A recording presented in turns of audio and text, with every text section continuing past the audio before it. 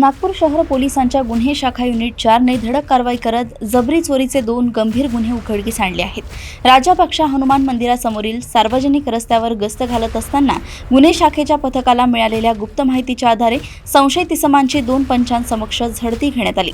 या कारवाईत पोलिसांनी मोहम्मद सरफराज उर्फ सैफू मोहम्मद इस्राईल, अयान अली रिजवान अली आणि शेख सोहेल उर्फ बिट्टू शेख फारूक या 3 आरोपींना अटक केली।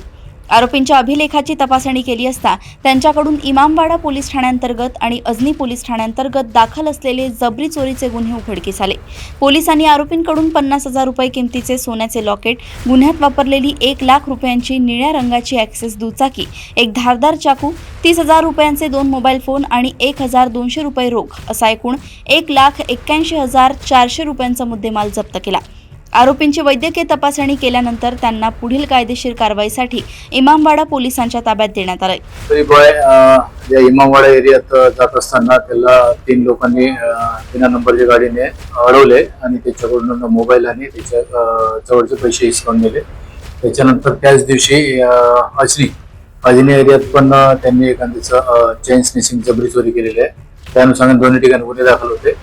आमचे जो क्राईम युनिटचे PSI API बारंगे आणि PSI अरवेली यांचे दोन्ही टीमचे आपले अंमलदार पूर्ण CCTV कॅमेरा आणि घटनेचे अनालिसिस केले। त्या अनुषंगाने संशयितांना ताब्यात घेतले आणि विचारपूस केली असता दोन्ही गुन्ह्याची कबूल दिलेली आहे। 2 ताजबागचे मुलं आहेत आणि एक ताजबागचे आहे, 2 हसनबागचे आहे।